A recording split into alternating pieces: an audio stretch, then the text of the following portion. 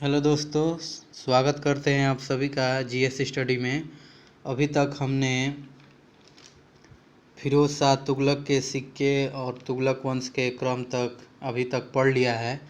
मध्यकालीन भारत का इतिहास से पार्ट 1 से क्लास 5 अभी तक इसका लग चुका है। आज पार्ट 1 से क्लास 6 है। तो चलिए बिना देर के आगे बढ़ते हैं और शुरू करते हैं। आज हम जानेंगे सैयद वंश। यह 1414 से 1451 ईस्वी तक चला था।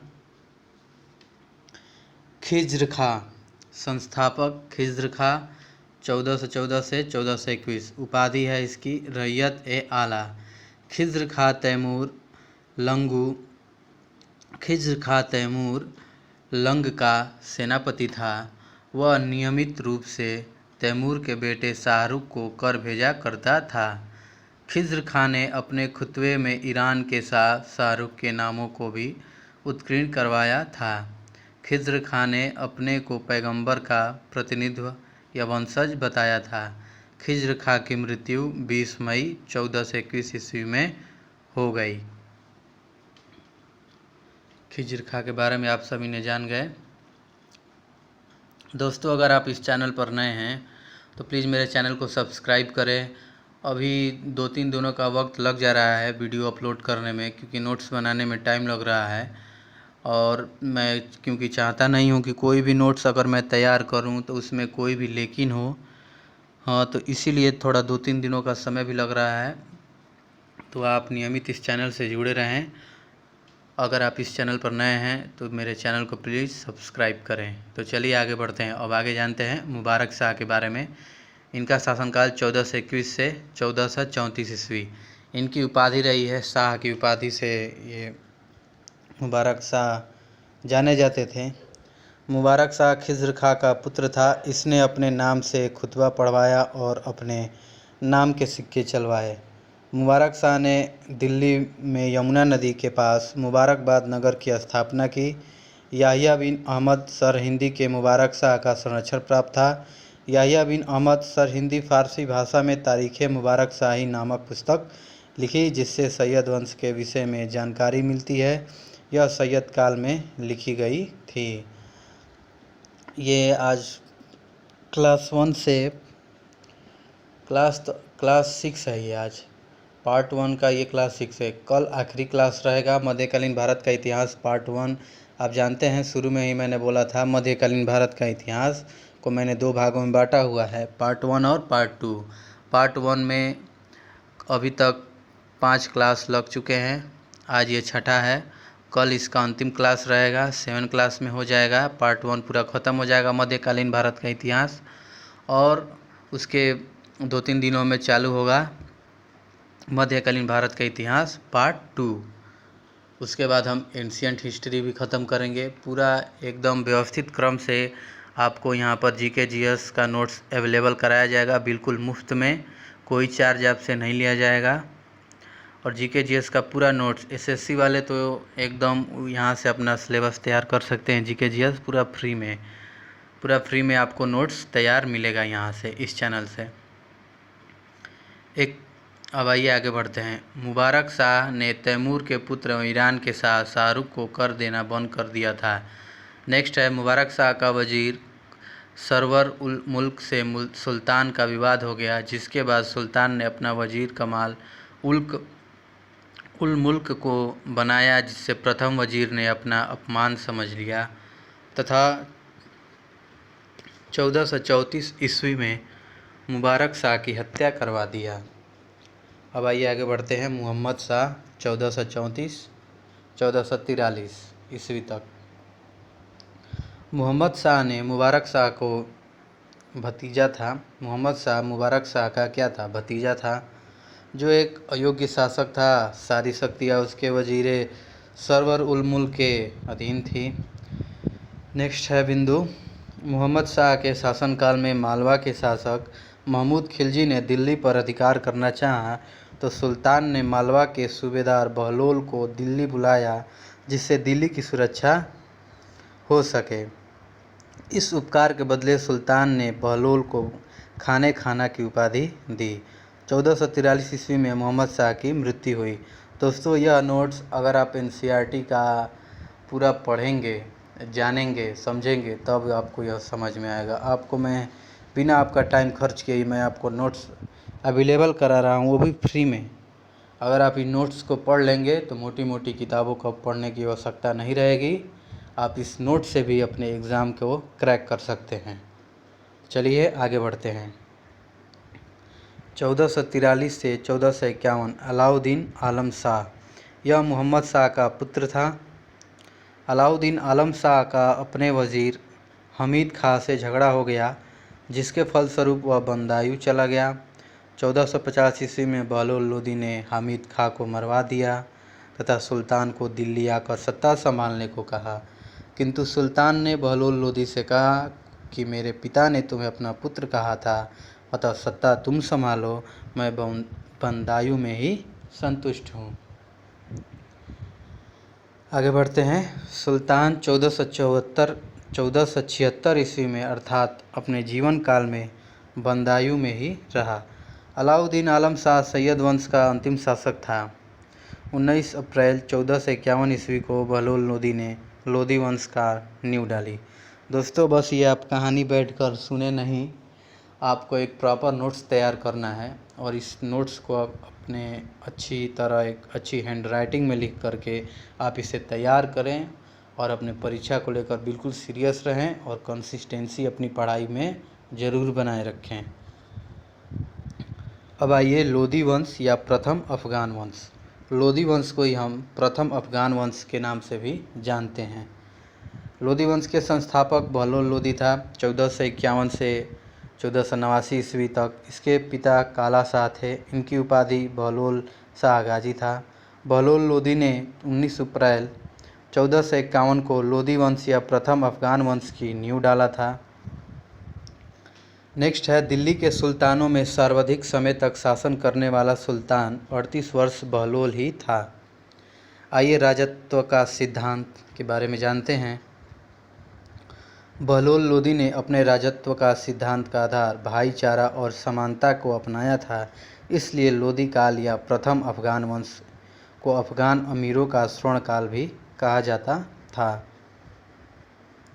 बहलोल लोदी ने सिक्का चलवाया, जो कि अकबर काल से ही चला आ रहा था। 1489 ईस्वी में बहलोल लोदी ने जौनपुर पर आक्रमण करके हुसैन शाह को पराजित किया और जौनपुर को दिल्ली सल्तनत में मिला लिया और बहलोल लोदी ने अपने सरदारों को मकसदे अली कहकर पुकारता था। नेक्स्ट है, 1489 में बहलोल शाह लोदी की मृत्यु हो गई। मकसद ए अली कहकर पुकारता था तथा अपने सरदारों के खड़े होने पर स्वयं भी खड़ा हो जाता था। 1489 में बहलोल शाह लोदी की मृत्यु हो गई थी, अभी आपने जाना। अब आइए आगे बढ़ते हैं। सिकंदर शाह लोदी 1489 से 1517 ईस्वी तक। इनका मूल नाम था निज़ाम खां। इनके पिता थे बहलोल लोदी, माता है जवैन खां सुनारिन, इनका उपनाम था। नेक्स्ट बिंदु है इनके बारे में। सिकंदर लोदी ने पीरों के मज़ारों पर दीपक जलाने, ताजिया निकालने, संगीत पर तथा शराब पर प्रतिबंध लगा दिया था। सिकंदर लोदी ने 1504 ईस्वी में आगरा नगर की स्थापना की, नींव डाली तथा वहां पर वादलगढ़ का किला बनवाकर 1506 ईस्वी में आगरा को अपनी राजधानी बनाया। 1506 ईस्वी में आगरा को अपनी राजधानी बनाया। सिकंदर शाह लोदी ने गुरुमुखी उपनाम से फारसी भाषा में कविताओं को लिखता था। आगे है, उसने आयुर्वेद पे लिखे गए ग्रंथों का फारसी में अनुवाद करवाकर फ़रंग ए सिकंदरी नाम दिया था तथा संगीत पर लिखे गए ग्रंथों का फारसी में अनुवाद करके उसका नाम लज्जत ए सिकंदरी रखा था। सिकंदर लोदी ने गज ए सिकंदरी नामक पैमाना का आविष्कार किया था, जो 39 उंगली लगभग 32 इंच के बराबर होता था। नेक्स्ट है सुल्तान ने खुक्स कर अर्थात युद्ध में लूटे हुए धन का कोई भी हिस्सा नहीं लिया था। नेक्स्ट है सिकंदर लोदी ने बोधन ब्राह्मण नामक व्यक्ति की हत्या करवाई।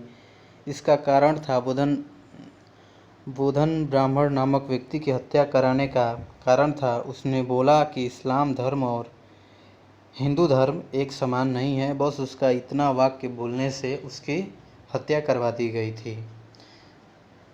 इसने नगरकोट के ज्वालामुखी मंदिर की मूर्ति को तोड़कर उसके टुकड़े को कसाईयों को मांस तौलने के लिए दिया था।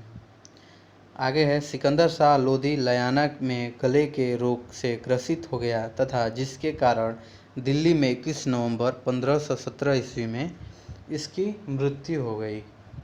अब आइए आगे बढ़ते हैं, इब्राहिम शाह लोदी के बारे में जानते हैं। इनका काल था 1517 से 1526 ईस्वी। सिकंदर लोदी का उत्तराधिकारी इब्राहिम लोदी हुआ। अंतिम सुल्तान लोदी वंश का यह था। कौन था अंतिम सुल्तान? लोदी वंश का अंतिम शासक इब्राहिम शाह लोदी। सिकंदर लोदी के दो पुत्र हुए थे। पहला था इब्राहिम लोदी, इसको दिल्ली मिला था, और जलाल खां इसको जौनपुर मिला था। लो भाई, तुम दिल्ली और जौनपुर की दोनों भाई लोग अपना अपना सल्तनत संभालो। जलाल खां को इब्राहिम लोदी ने जहर देकर मरवा डाला, जिससे अब जौनपुर भी उसके अधिकार में आ गया। नेक्स्ट है 1517 से 18 ईस्वी में इब्राहिम लोदी ने ग्वालियर के राजा विक्रमजीत को पराजित किया तथा ग्वालियर पर अधिकार कर लिया तथा विक्रमजीत सिंह को आगरा के दरबार में रखा था। नेक्स्ट है 1517 से 18 ईस्वी में मेवाड़ के शासक राणा संग्राम सिंह को भी हम संगम सागा नाम से जानते हैं। संगम मैंने बोल दिया। राणा संग्राम सिंह को भी हम उनको किस नाम से जानते हैं? सागा। उनको लोग सागा भी कहते थे। संग्राम सिंह ने, आइए उसके बारे में थोड़ा जानते हैं। 15 से 18 ईस्वी में मेवाड़ के शासक राणा संग्राम सिंह के और इब्राहिम लोदी के बीच ग्वालियर के समीप घटोली नामक स्थान पर घटोली एक युद्ध हुआ, जिसमें संग्राम सिंह ने अपना बायां हाथ खो दिया और युद्ध जीत लिया था और युद्ध में अपनी विजेता हासिल हुए थे। इब्राहिम लोदी को उसने पराजित कर दिया था संग्राम सिंह ने। और 1526 ईस्वी में बाबर और इब्राहिम लोदी के बीच पानीपत का युद्ध हुआ। पहली बार प्रथम युद्ध पानीपत का 1526 में हुआ था और बाबर और इब्राहिम लोदी के बीच में हुआ था, जिसमें इब्राहिम लोदी मारा गया था। यह युद्ध 21 अप्रैल 1526 ईस्वी को हुआ था। इब्राहिम लोदी दिल्ली सल्तनत का पहला सुल्तान था जो युद्ध भूमि में मारा गया। इब्राहिम लोदी के साथ ही दिल्ली सल्तनत का 300 वर्षों का शासन समाप्त हुआ। आइए आगे बढ़ते हैं। सल्तनत कालीन प्रशासन, इसके भी कुछ प्रमुख इकाइयां हैं। प्रशासनिक इकाई इसके थे साम्राज्य, इक्ता, सिख, परगना, ग्राम, और इसके प्रमुख थे सुल्तान, इक्तेदार, सिकदार, आमिल, मुगदई, चौधरी। नेक्स्ट है बलबन ने 1279 ईस्वी में सिख नामक इकाई का गठन किया। इब्न बतूता ने बताया कि परगना तथा गांव के बीच 100 गांवों का समूह होता था, जिसे सदी कहा जाता था।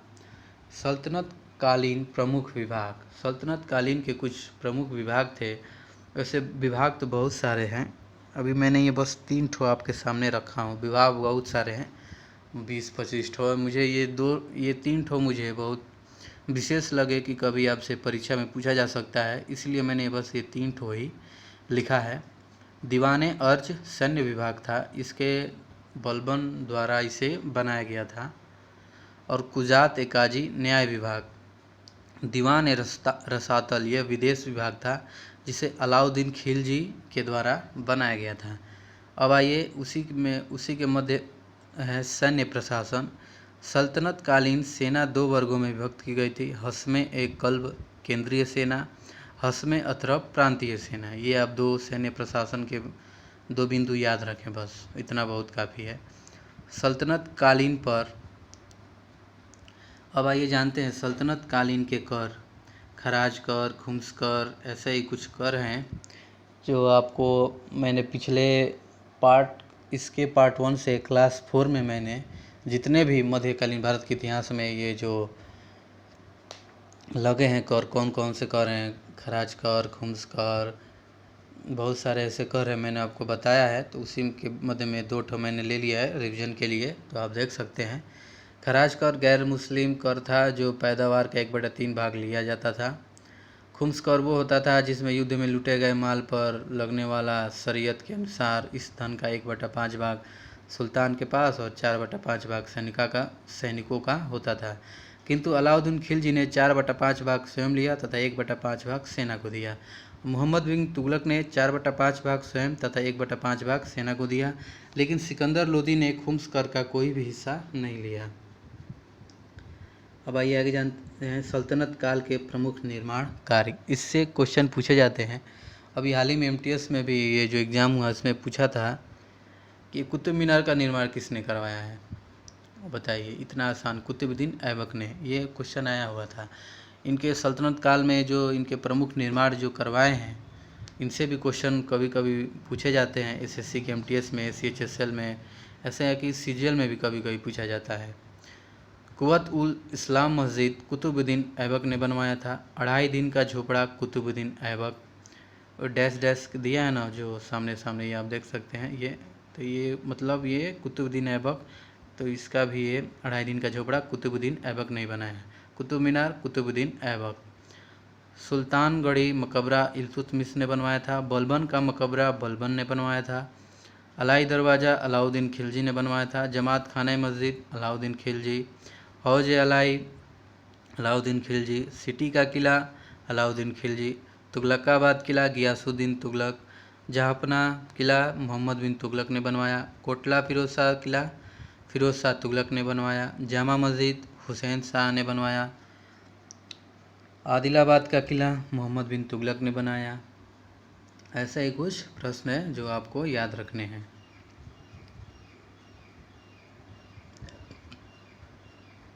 स्वतंत्र प्रांतीय राज्य।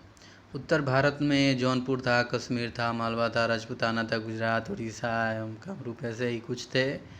अब ये दक्षिण भारत में ही था, विजयनगर, बहमनी, खानादेश। विजयनगर साम्राज्य के खंडहर तुंगभद्रा नदी के पर स्थित है। विजयनगर साम्राज्य का खंडहर तुंगभद्रा नदी के तट पर स्थित है। विजयनगर साम्राज्य के बारे में जानते हैं। विजयनगर को जीत का शहर भी कहा जाता था। यह वर्तमान में कर्नाटक राज्य के हम्पी में स्थित था। विजयनगर की स्थापना 1336 ईस्वी में वैष्णव संत एवं माधव राय विपारण्य के प्रभाव में आकर 2 भाइयों हरिहर फर्स्ट और हरिहर बुक्का फर्स्ट के द्वारा की गई थी। जब मोहम्मद बिन तुगलक ने काकतीय वंश पर आक्रमण किया, उस समय हरिहर फर्स्ट व बुक्का फर्स्ट वारंगल के कोषाधिकारी थे, परंतु आक्रमण होने पर दोनों भाई कंपली राज्य कर्नाटक के आसपास चले आए। फिर मोहम्मद बिन तुगलक ने कंपली राज्य पर आक्रमण करके हरिहर और बुक्का को कैद कर लिया और वह उसे दिल्ली ले गया और उन्हें बंदी बना के उनको इस्लाम धर्म कबूल करवाया था। अब आइए आगे बढ़ते हैं। जब कंपली राज्य में विद्रोह हुआ तो सुल्तान ने हरिहर और बुक्का को कंपली राज्य भेजा, जहां इन दोनों ने विद्रोह को शांत किया। वैष्णव संत माधवराव और विपारण्य के प्रभाव से पुनः हिंदू धर्म स्वीकार किया। इन दोनों ने तुंगभद्रा नदी के दक्षिणी तट पर विजयनगर नामक नगर की स्थापना 1336 ईस्वी में की गई थी। विजयनगर साम्राज्य के शासन किए गए वंश। विजयनगर पर साम्राज्य पर जो वंश शासन किए हैं उनके कुछ 4 थे। संगम वंश, सालू वंश, तुलु वंश, अराविड वंश। इनके बारे में हम नेक्स्ट, ये 4 जो वंश हैं, बस यही 4 वंश बचे हैं, इनके बारे में हम कल जानेंगे पूरे विस्तार से। इन 4 वंश के बारे में हम कल जानेंगे और पढ़ेंगे भी। इनके निर्माण संस्थापक हैं हरिहर एवं बुक्का थे, और सालू वंश के नरसिंह सालू थे। तुल्लु वंश के वीर नरसिंह थे, और अराविडु वंश के तिरुमुल जी थे। तो चलिए अब मिलते हैं नेक्स्ट वीडियो में कल के लिए। अब 2 दिन कल वीडियो आपको मिलेगा। अब वीडियो अपलोड करने में कोई देरी नहीं होगी। अब आपको रोज़ वीडियो मिलेंगे। वो तबीयत थोड़ा डिस्टर्ब था तो इसलिए वीडियो अपलोड करने में देरी हो जाती है और नोट्स भी तैयार करने में थोड़ा समय लगा। तो चलिए मित्रों, अब मिलेंगे आपसे कल। तब तक के लिए अपना ख्याल रखें। जय हिंद, जय भारत।